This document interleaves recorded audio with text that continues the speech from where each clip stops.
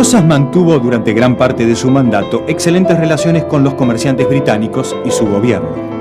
Bueno, es una relación también muy plegada, muy, no diré sumisa, pero como que mejor no meterse, es como omitir la cuestión, tanto la cuestión de Malvinas, que se cuida de reiterar año tras año, pero con una formalidad total, como el tema del comercio y el tema de la inserción de los comerciantes y de la banca inglesa. Ahí no hay ninguna actitud nacionalista o de preservación de lo nacional, de modo que se configuran grandes extensiones de propietarios ingleses y son bien vistos en la sociedad y están muy cómodos en esa situación, aunque resientan la crueldad y las persecuciones. Francia no había obtenido de Rosas un tratado comercial como el que Inglaterra había conseguido de Rivadavia. Los ciudadanos franceses no estaban exentos de hacer el servicio militar como los británicos. Rosas, además, había encarcelado a varios franceses acusados de espionaje. Se produce un conflicto diplomático y las naves francesas, que estaban estacionadas en el Río de la Plata, bloquearon el puerto de Buenos Aires a fines de marzo de 1838. El bloqueo se mantuvo por 2 años, generando una obligada política proteccionista más allá de la ley de aduanas. El bloqueo produjo ciertas grietas en el bloque de poder. Los ganaderos del sur de la provincia se rebelaron contra Rosas ante la caída de los precios de la carne y las dificultades provocadas por el cerco francés al puerto. Durante el bloqueo se reanudó la guerra civil. Lavalle, con el apoyo francés, invadió Entre Ríos y Santa Fe, pero fracasó en su intento de tomar Buenos Aires por carecer de los apoyos necesarios y debió marchar hacia el norte.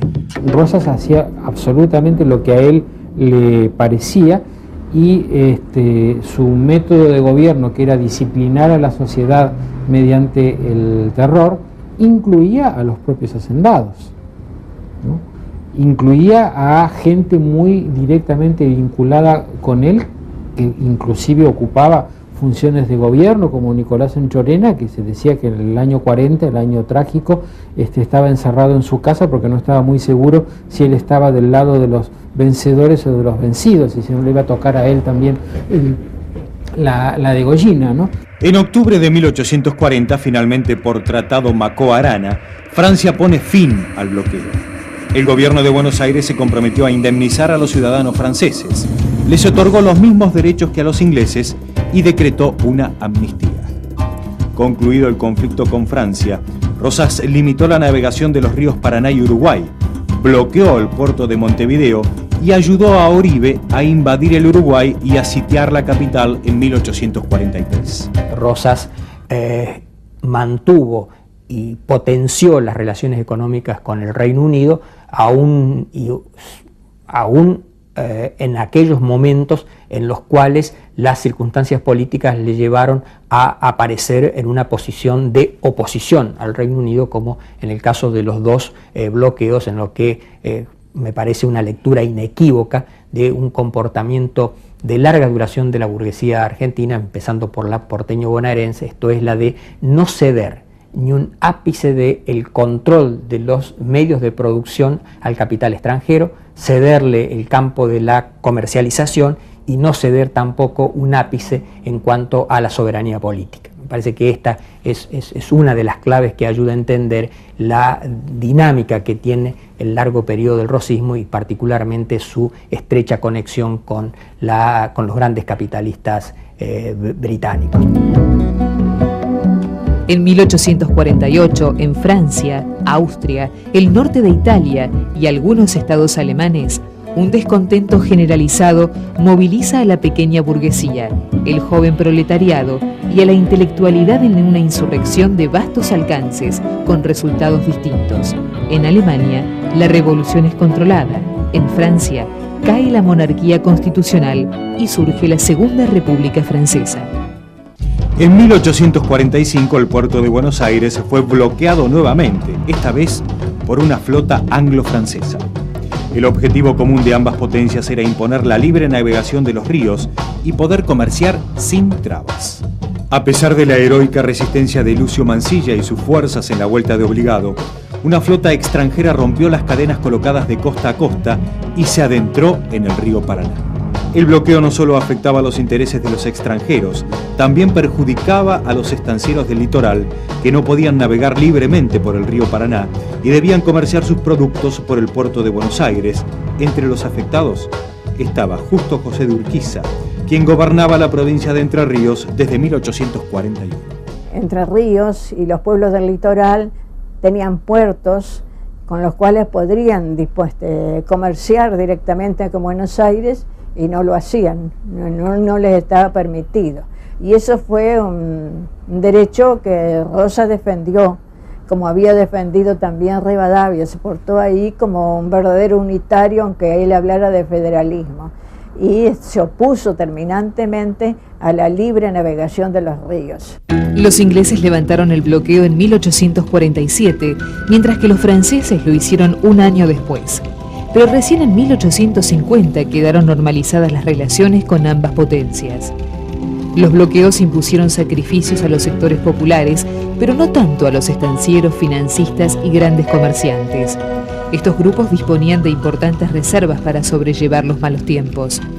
Por otra parte, durante este periodo se restringe el sacrificio de animales de manera que al finalizar los bloqueos, las estancias se encuentran con su ganado multiplicado y listo para ser exportado. Año tras año, argumentando razones de salud, Rosas presentaba su renuncia a la conducción de las relaciones exteriores de la Confederación en la seguridad de que no le sería aceptada. En 1851, el gobernador de Entre Ríos emitió un decreto conocido como el Pronunciamiento de Urquiza, en el cual aceptaba la renuncia de Rosas y reasumía para Entre Ríos la conducción de las relaciones exteriores. El conflicto era en esencia económico. Entre Ríos venía reclamando la libre navegación de los ríos, necesaria para el florecimiento de su economía, lo que permitiría el intercambio de su producción con el exterior sin necesidad de pasar por Buenos Aires. Armado de alianzas internacionales, Urquiza decidió enfrentar al gobierno bonaerense.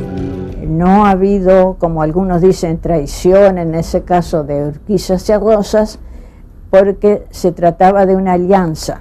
Y cuando un aliado tiene un motivo concreto para terminar con esa alianza, puede separarse efectivamente. Y el motivo concreto que tenía Urquiza era la oposición de Rosas a la organización del país, que Rosas siempre lo manifestó. Además, entre Urquiza y Rosas solo había una vinculación política. Los dos tenían la misma jerarquía de gobernador de una provincia.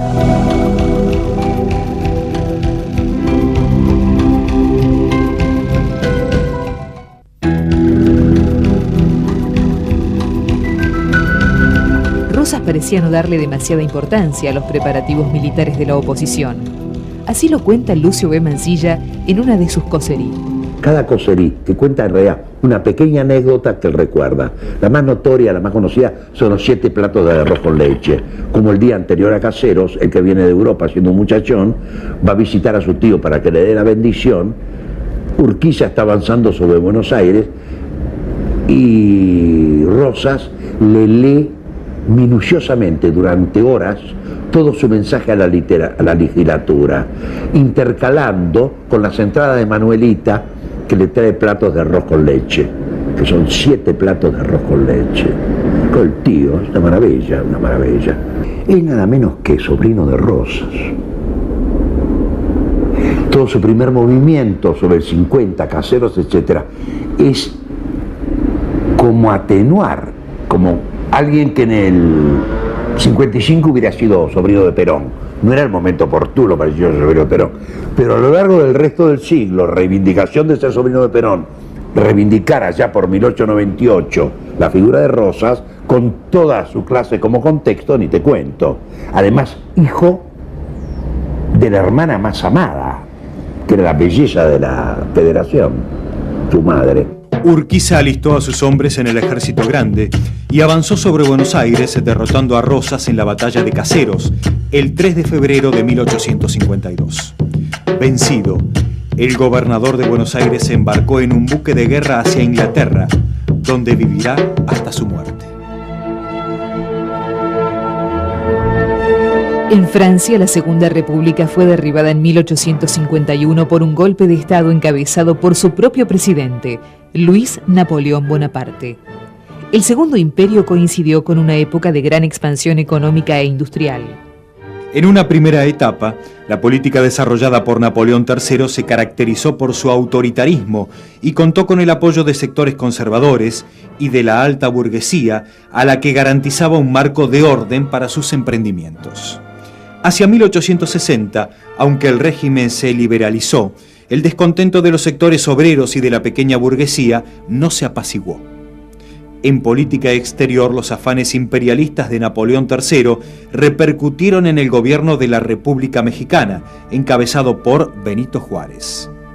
La fracasada aventura imperial en México y la derrota francesa frente a Prusia minaron las bases del régimen y provocaron la gran revuelta popular conocida como la Comuna de París de 1871, que terminaría con una dura represión sobre los trabajadores franceses.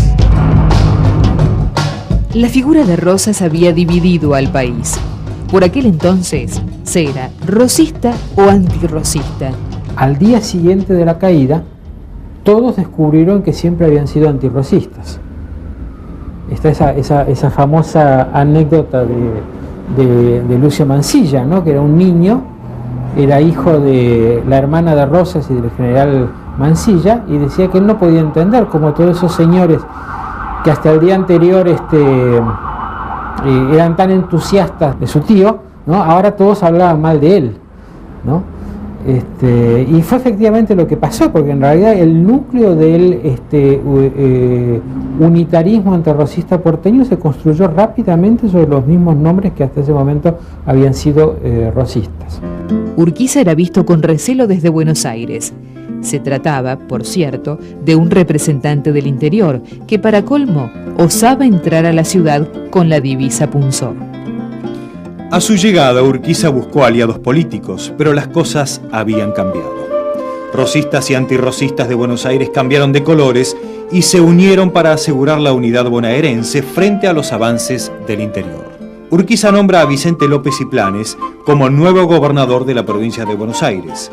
Convoca además a los gobernadores de las provincias a firmar un acuerdo en San Nicolás el 31 de mayo de 1852 con el objetivo de lograr un consenso que permita la sanción de una nueva y definitiva constitución. El nuevo intento integrador tenía bases en el liberalismo económico. Se dicta la libre navegación de los ríos y la supresión de las aduanas interiores.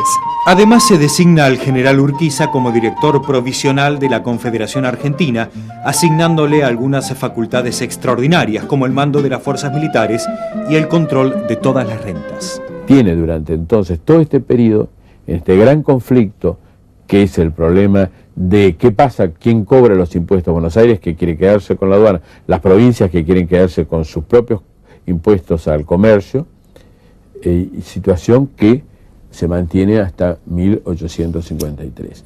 Es la actitud muy, yo diría, patriótica de Urquiza en el Acuerdo de San Nicolás, que hace que las provincias renuncien al impuesto a las alcabalas.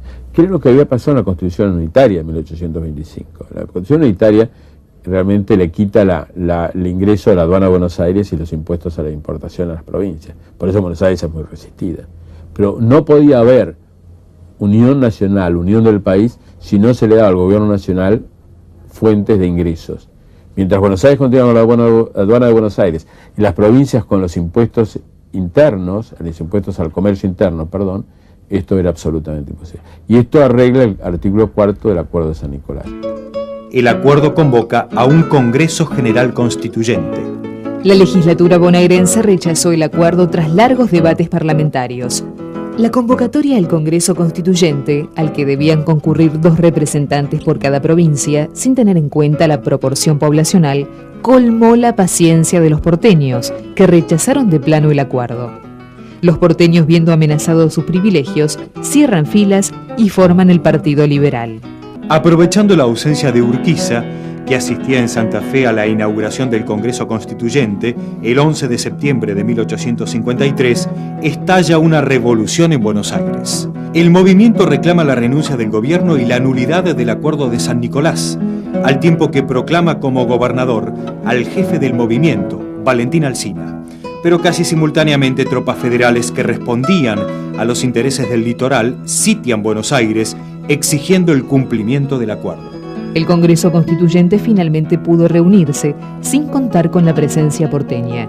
Las bases de Alberdi y el modelo de constitución de Estados Unidos sirvieron como puntos de partida en la redacción del texto final. La Constitución consagra el sistema republicano, representativo y federal de gobierno. Sus páginas defienden las libertades individuales, crean un gobierno fuerte y garantizan la libre navegación de los ríos y la distribución de las rentas nacionales. Promulgada la Constitución Nacional, las clases dirigentes porteñas no pierden el tiempo y dictan otra Carta Magna para Buenos Aires. El texto evidencia un mayor distanciamiento de la Confederación, declarando la autonomía y la conformación de Buenos Aires como Estado independiente. Aparece lo que se llama el Partido de la Libertad en la ciudad de Buenos Aires, o a veces se llama también el Partido Liberal. Y ese partido, al principio, tiene dos componentes. El primer componente, y el líder es Bartolomé Mitre, cree en el Estado Nacional, en la necesidad de establecer el Estado Nacional. Por otra parte, hay otra facción, el líder es Adolfo Alsina, y esta facción cree mucho menos en la importancia y la necesidad de crear un Estado nacional, pone su énfasis sobre el desarrollo de la provincia de Buenos Aires y por eso se llama el Partido Autonomista. La secesión era un hecho. Por un lado se constituyó la Confederación Argentina, una irregular amalgama de 13 provincias que respondían a un gobierno con capital en Paraná. Por el otro, el Estado de Buenos Aires con intereses definidos, una más sólida posición financiera y con una relativa unidad política. Dos proyectos, dos capitales con intereses contrapuestos.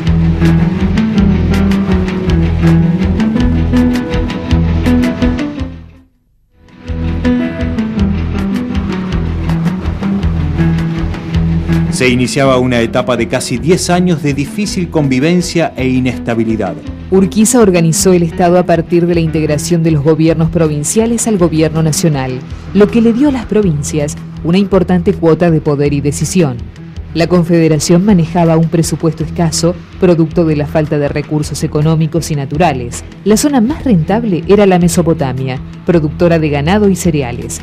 El resto de las provincias, aisladas, desarrollaban actividades económicas destinadas a la subsistencia o a un pobre intercambio con países limítrofes. Urquiza trató de combatir la pobre situación económica de la Confederación.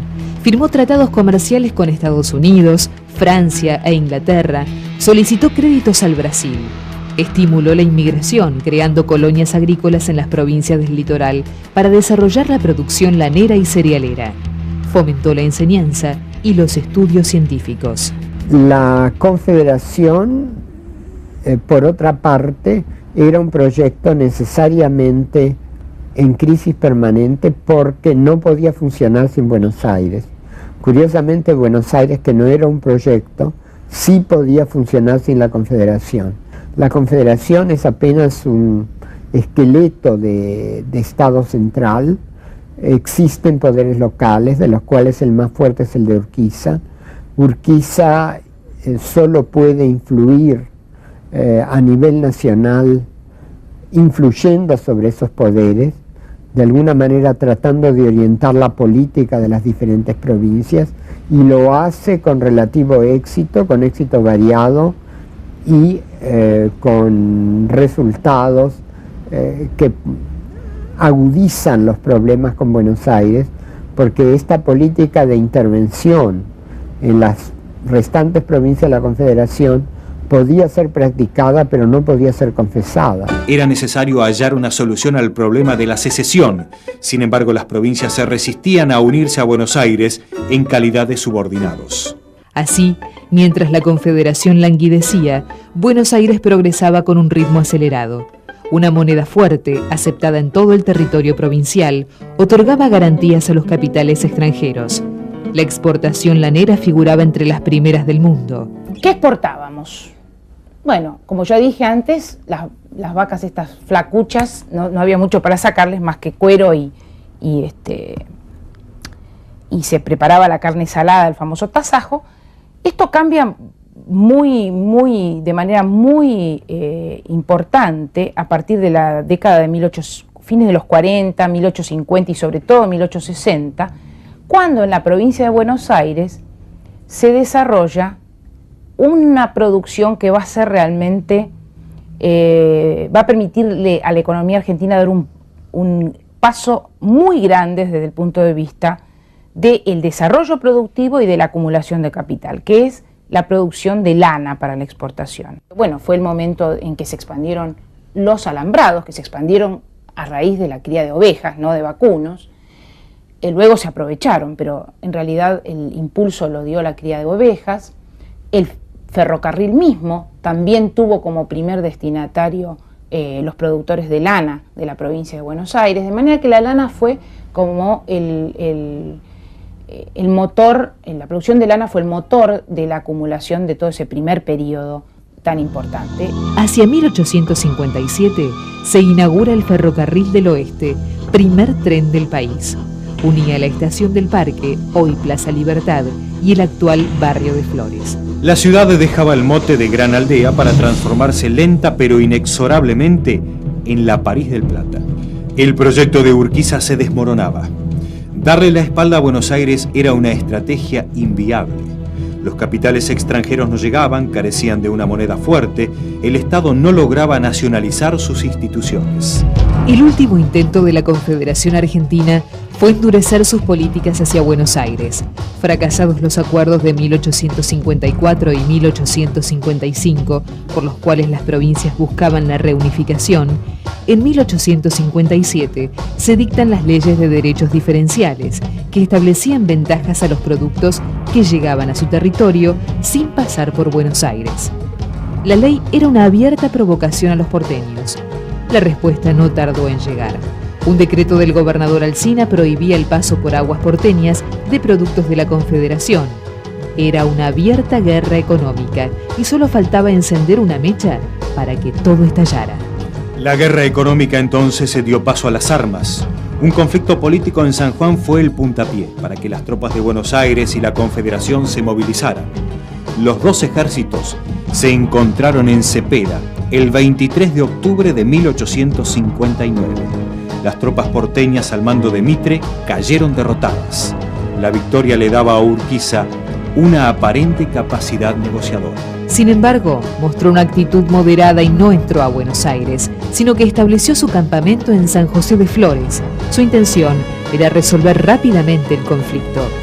Por el Pacto de San José de Flores, firmado el 11 de noviembre de 1859, se acordaba que Buenos Aires comprometía su ingreso a la Confederación y ésta debía aceptar las reformas que Buenos Aires le realizara a la Constitución. Finalizado el mandato de Urquiza, es electo presidente de la Confederación Santiago Derqui y como vice, Juan Esteban Pedernera. Mitre fue electo en mayo de 1860 gobernador de Buenos Aires, con Sarmiento como ministro de gobierno. Si Buenos Aires quería encabezar un proyecto hegemónico, era necesario sentar nuevas bases políticas en todo el país. Pero la Confederación no podía esperar indefinidamente la incorporación de Buenos Aires a la nación. El consenso que parecía adquirido no tenía entonces la suficiente solidez y el acuerdo se desmoronó a raíz de un conflicto menor en la provincia de San Juan. Nuevamente las fuerzas porteñas y del interior se enfrentaron, esta vez en Pavón, el 17 de septiembre de 1861. En un combate dudoso y confuso, Urquiza retiró sus tropas, aún teniendo superioridad numérica. En Pavón yo creo que simplemente Mitre ganó la batalla.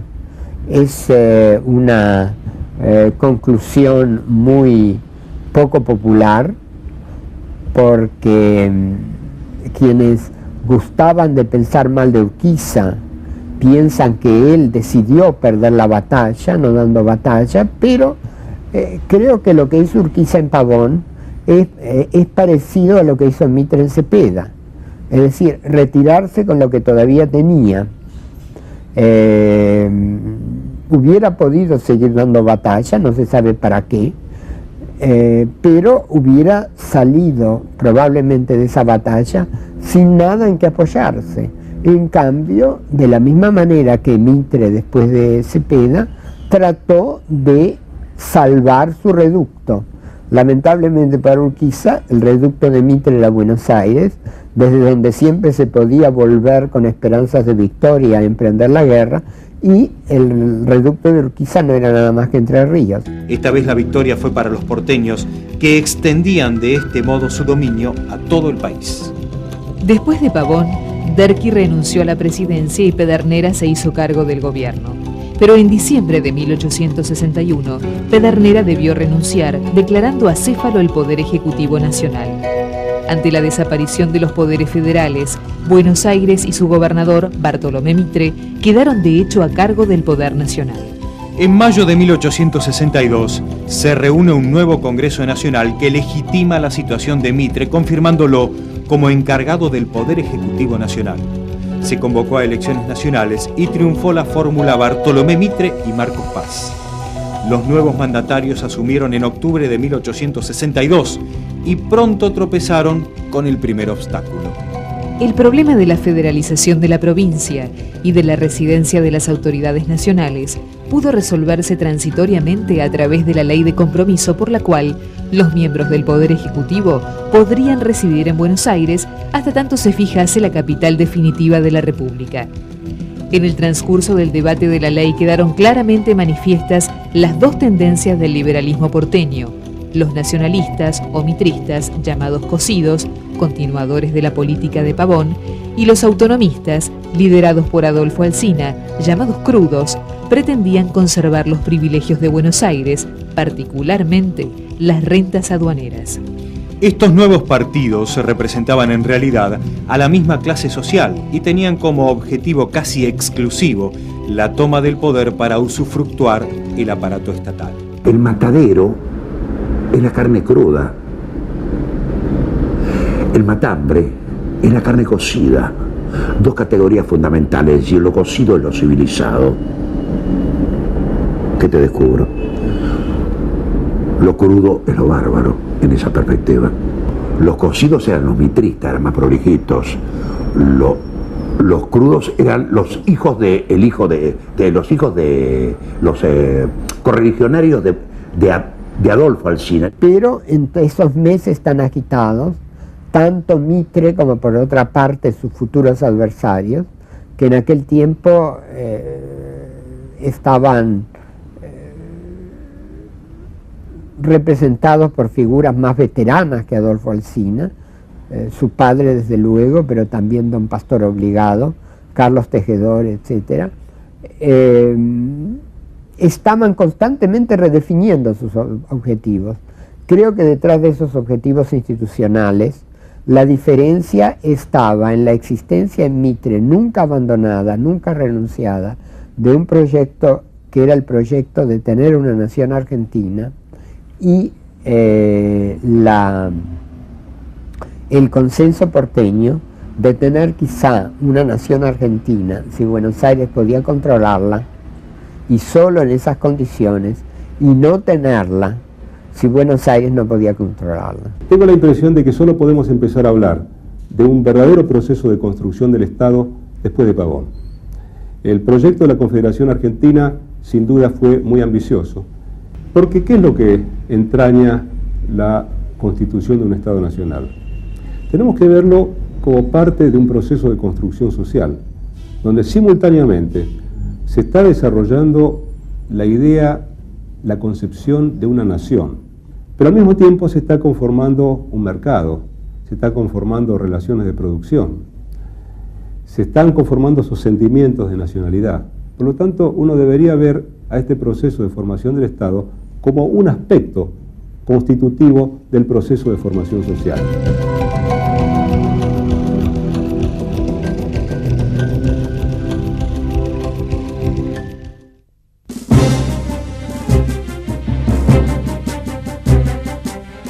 En este periodo se produjo una creciente centralización del poder político, donde el uso de la fuerza fue determinante.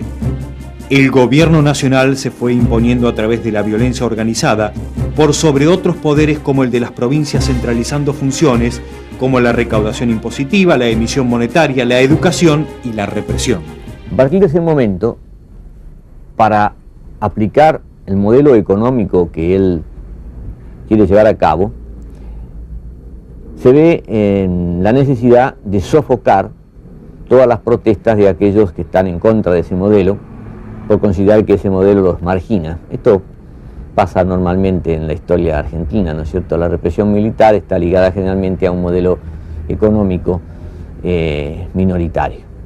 Entonces Mitre, a partir del momento que asume el gobierno en 1862, envía expediciones al interior para reprimir. La existencia del Estado supone el control por medio del monopolio de la coerción de un territorio. El Ejército Nacional se constituye prácticamente al comienzo de la presidencia de Mitre, casi inmediatamente después de Pavón, y a partir del Ejército de Buenos Aires. Pero la capacidad de ejercer monopólicamente la coerción física no se adquiere automáticamente. Deben pasar todavía por lo menos 18 años. La verdadera institucionalización de un ejército nacional ocurrió a través de las distintas formas de enfrentamiento que debió asumir ese ejército nacional.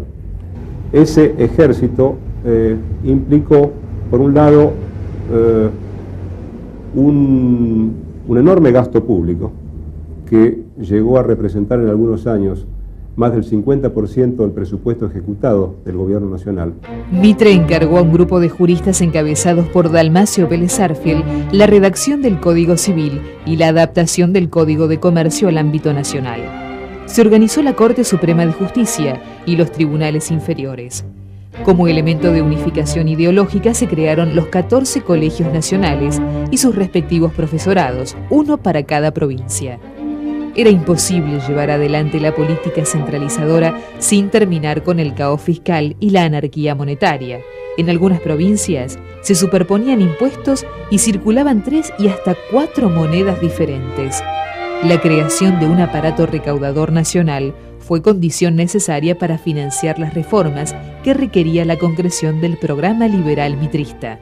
Es recién cuando la economía da la posibilidad de obtener vía los impuestos al comercio de importación fuentes de recursos suficientes para el Estado, que el Estado puede asentarse y asegurar una autoridad efectiva.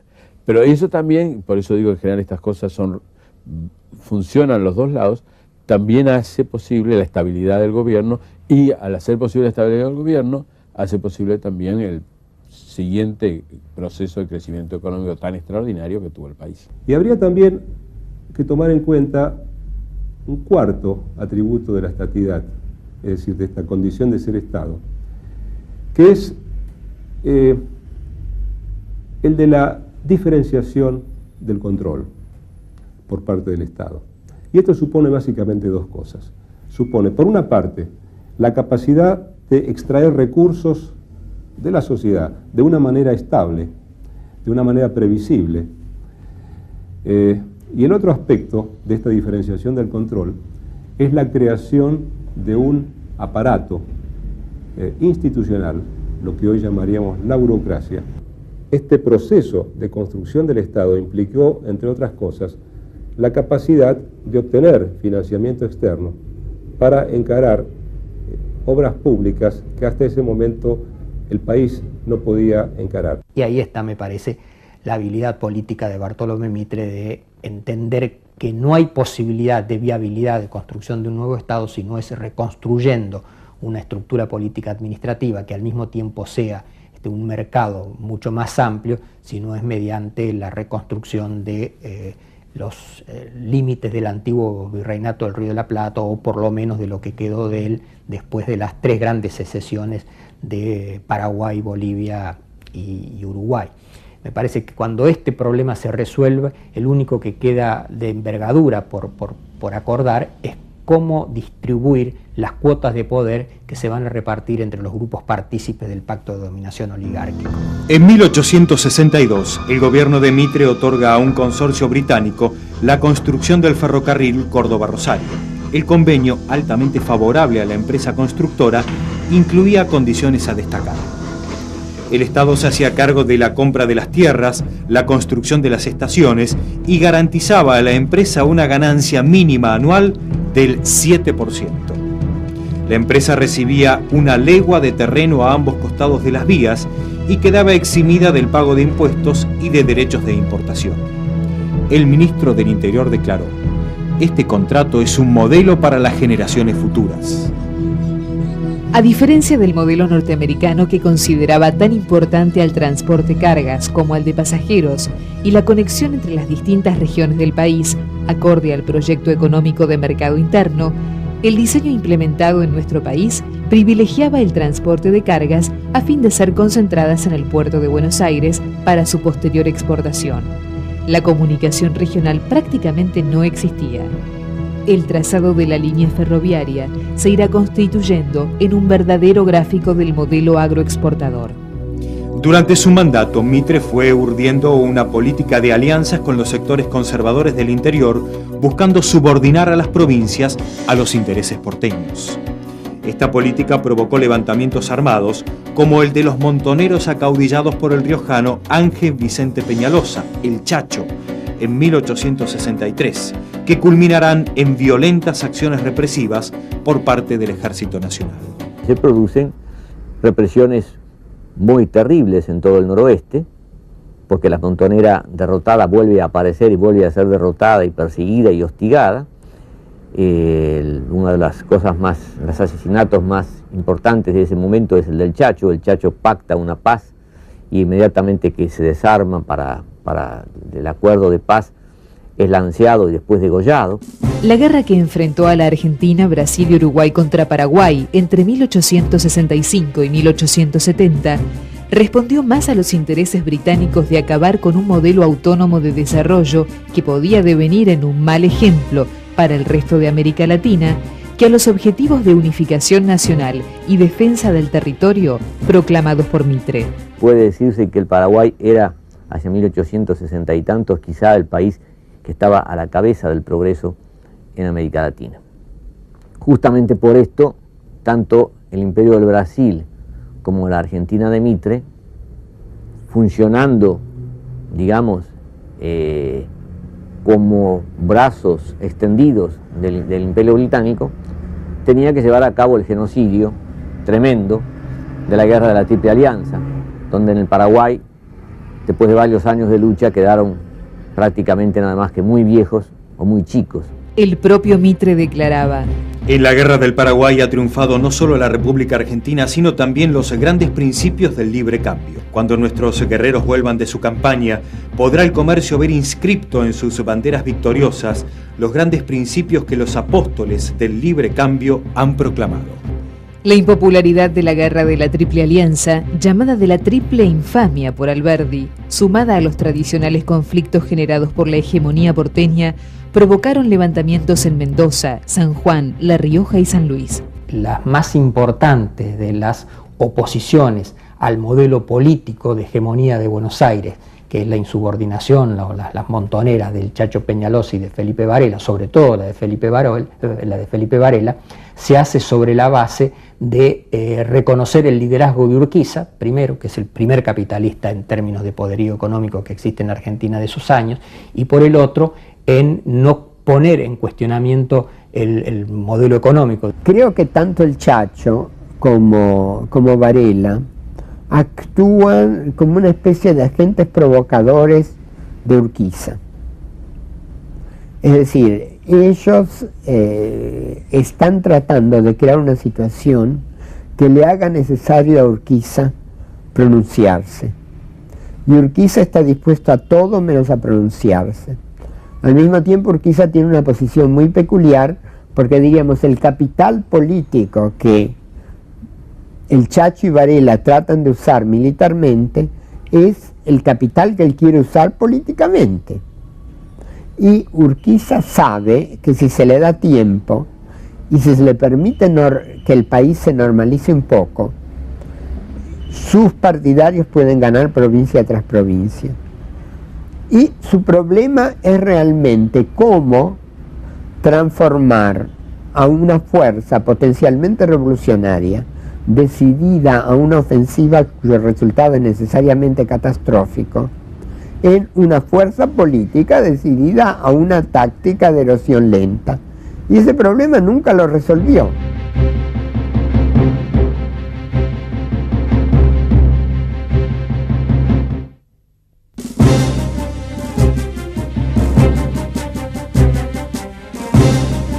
En 1866, un grupo de estancieros había fundado la Sociedad Rural Argentina. José Martínez de Hoz será su primer presidente. Entonces, acá hay una figura que no la menciono, pero es obvio que ahí está, que me parece que no estuvo al alcance de los tiempos, aunque reconozco sus calidades de historiador y de escritor y de hombre político, pero pienso que, bueno, que fue un trágico error, ¿no? La guerra del Paraguay y la irresolución de su finalidad, y fue un impedimento muy grande que hizo que después todas las cosas se hicieran más bien mal que bien, ¿no? Para las elecciones de 1868, Mitre apoyó tácitamente la candidatura de Sarmiento, que se encontraba en los Estados Unidos ocupando un cargo diplomático. Él lo que va haciendo con sus trabajos y su correspondencia es acumular capital político, porque él ya está pensando, y lo dice explícitamente en el viaje, que él quiere ser presidente de la República. Tanto es así que una de las partes más insólitas es una especie de delirio casi poemático, donde le escribiéndole a Adolfo Alsina, dice: si Dios me diera un país para organizarlo, y hace todo un poema a lo Whitman, el poderío. Al final introduce cierta ironía. Me parece muy importante por esto, porque ahí es el delirio de un burgués en un momento de posibilidades de la burguesía. Creo que, diríamos, se manejó bastante bien y le quedaban grande en el sentido de que la burguesía argentina, o diríamos las clases propietarias, no estaban dispuestas a casarse con ningún programa ideológicamente justificado que pusiera en riesgo nada que le parecía importante. Pero eso, debo decir que la burguesía argentina no se diferencia de ninguna otra. Las burguesías que pierden esa virtud suelen durar poco. Tras fraudulentas elecciones, asumió la presidencia Domingo Faustino Sarmiento en 1868.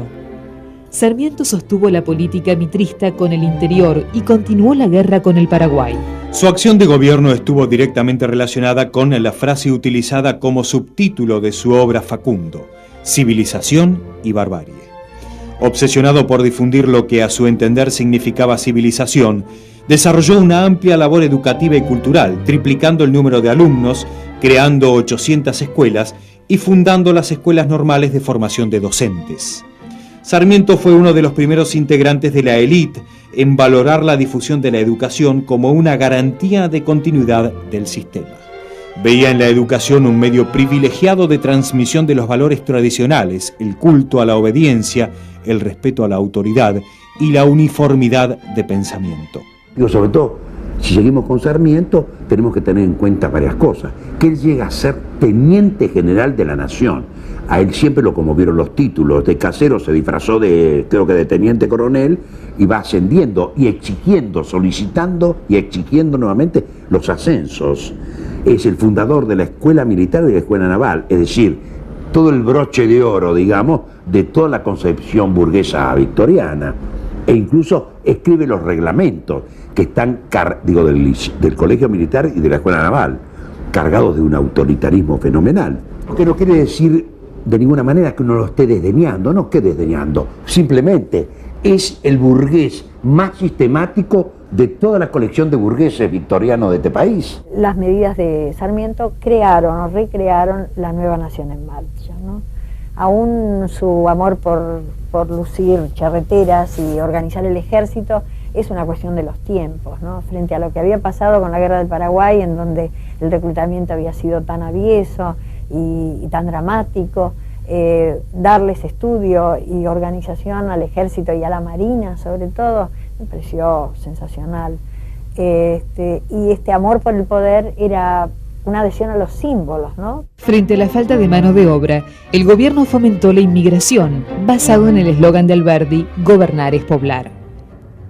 En 1869 apareció La Prensa, fundada por José Cepaz, y en 1870, La Nación, dirigida por Bartolomé Mitre. Sarmiento reanudó las relaciones cordiales con Urquiza, reelegido gobernador de Entre Ríos.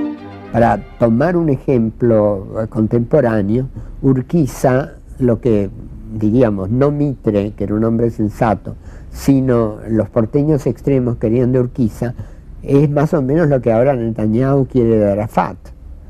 Es decir, que les diga a los palestinos que se las aguanten todas y al mismo tiempo que entregue a cualquiera que trate de salirse de madre.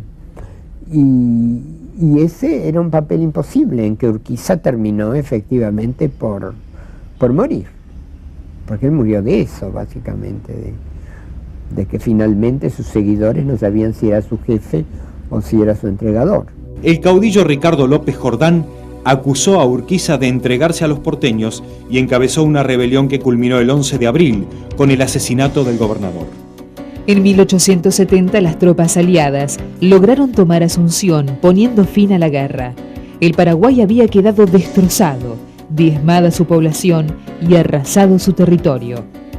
El regreso de las tropas trajo a Buenos Aires, en 1871, una terrible epidemia de fiebre amarilla, contraída por los soldados en la guerra. La peste dejó un saldo de 13.000 muertos e hizo emigrar a las familias oligárquicas hacia el norte de la ciudad, abandonando sus amplias casonas en el sur. Ese mismo año fue promulgado el Código Civil, redactado por Vélez Sarsfield, que legalizaba el latifundio y favorecía a los grandes propietarios. La crisis económica de 1873 se manifestó en Argentina como un reflejo de la crisis internacional, dando cuenta de la creciente incorporación del país al mercado mundial. La clase dirigente argentina había tomado el hábito de solicitar préstamos de divisas al exterior, derrochando esa utilidad que debió haber sido utilizada para llevar a cabo una industrialización en serio, que debía haber llegado hasta la industria pesada para constituir al país en un gran país, en todo caso siguiendo el ejemplo proteccionista que estaba verificando la burguesía industrial norteamericana, y que aquí se hizo completamente al revés, subordinándose cultural, económica y políticamente a la órbita inglesa. Muy frecuentemente los fondos obtenidos no se aplicaban a los fines para los que habían sido solicitados.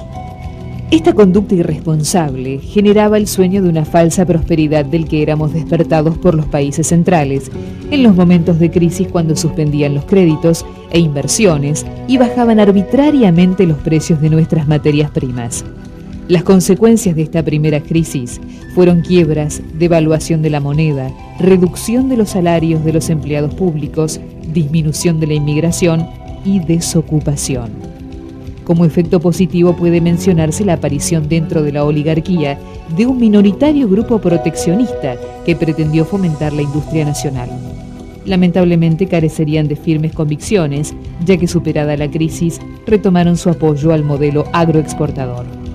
En 1874, y con este panorama socioeconómico, en elecciones calificadas por Mitre como fraudulentas, fue electo presidente otro hombre del interior, el tucumano Nicolás Avellaneda. El mitrismo, derrotado en los comicios, fracasó en su intento de dar un golpe de Estado. Concluida la revuelta, Avellaneda aplicó una política de conciliación, sancionando una ley de amnistía e incorporó a su gabinete a miembros de la oposición mitrista. En 1876, la ley de inmigración, conocida como Ley Avellaneda, aparecía como una promesa interesante de tierras y trabajo para los campesinos europeos. Avellaneda enfrentó los efectos perdurables de la grave crisis económica con medidas extremas como la disminución del presupuesto, suspensión de la convertibilidad del papel moneda a oro, la rebaja de sueldos y los despidos de empleados públicos. Decía en 1877: los tenedores de bonos argentinos deben a la verdad reposar tranquilos. La República puede estar dividida hondamente en partidos internos, pero no tiene sino un honor y un crédito, como solo tiene un nombre y una bandera ante los pueblos extraños. Hay 2 millones de argentinos que economizarían hasta sobre su hambre y sobre su sed para responder en una situación suprema a los compromisos de nuestra fe pública en los mercados extranjeros. A partir de 1876 llegan al país los primeros barcos frigoríficos. Esto modificaba notablemente el panorama de las exportaciones argentinas e incrementaba el valor del ganado. El gobierno de Avellaneda, a través del ministro de Guerra, Adolfo Alsina, impulsó una campaña al desierto para extender la línea de frontera hacia el sur de la provincia de Buenos Aires. El plan de Alsina era levantar poblados y fortines, tender líneas telegráficas y cavar un gran foso conocido como la Zanja de Alsina, con el fin de evitar que los indios se llevaran consigo el ganado capturado. Antes de poder concretar del todo su proyecto, Alsina muere y fue reemplazado por el joven general Julio Argentino Roca, quien aplicará un plan de aniquilamiento de las comunidades indígenas a través de una guerra ofensiva y sistemática. El éxito obtenido en la llamada Conquista del Desierto, llevada a cabo entre 1878 y 1879, prestigió frente a la clase dirigente la figura de Roca y significó la apropiación por el Estado Nacional de millones de hectáreas que serán distribuidas entre una minoría de familias vinculadas al poder. La campaña fue un verdadero genocidio en el que fueron eliminados o sometidos a relaciones de trabajo serviles unas 20.000 personas. Significó además una gran pérdida para la identidad cultural nacional. Al finalizar su presidencia, Avellaneda envió al Parlamento un proyecto de federalización de la ciudad de Buenos Aires con la intención de poner fin a la histórica disputa por la residencia de las autoridades nacionales, que estaban de hecho sometidas a la autoridad y jurisdicción del gobernador de la provincia de Buenos Aires. El proyecto provocó la reacción del gobernador Carlos Tejedor, quien se sublevó contra las autoridades nacionales en tanto se llevaban a cabo las elecciones presidenciales que dieron el triunfo a la fórmula Roca-Madero, partidarios de la federalización. El presidente Avellaneda abandonó la ciudad e instaló el gobierno en el vecino pueblo de Belgrano. Buenos Aires fue sitiada y Tejedor debió renunciar. En el 80 se logra parar mínimamente el esqueleto del Estado, ¿no? Como un potrillo que nace y se para, ¿no es cierto? Uno sabe que va a llegar a ser un caballo, pero todavía le falta, ¿no es cierto? En realidad lo que se logró, no es que lo supieran en ese momento, pero a la larga se descubrió que habían logrado reprimir la posibilidad de que las provincias discutieran por las armas la hegemonía del Estado, ¿no? La pacificación, la paz, ¿no?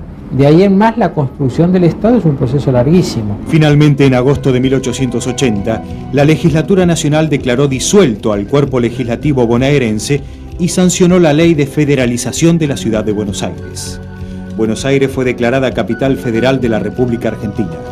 Las autoridades provinciales continuarían residiendo en Buenos Aires hasta tanto se construya la nueva capital de la provincia, La Plata, que será inaugurada años más tarde. La guerra civil había durado casi 70 años. Habían fracasado uno a uno los intentos de oponerse al poder de Buenos Aires. La aduana, el puerto y los productos británicos contribuyeron tanto o más que las tropas a imponer el modelo agroexportador. El país estaba pacificado. Los indios habían dejado de ser una amenaza. Los gauchos se habían transformado en peones de estancia. Y los últimos montoneros fueron derrotados.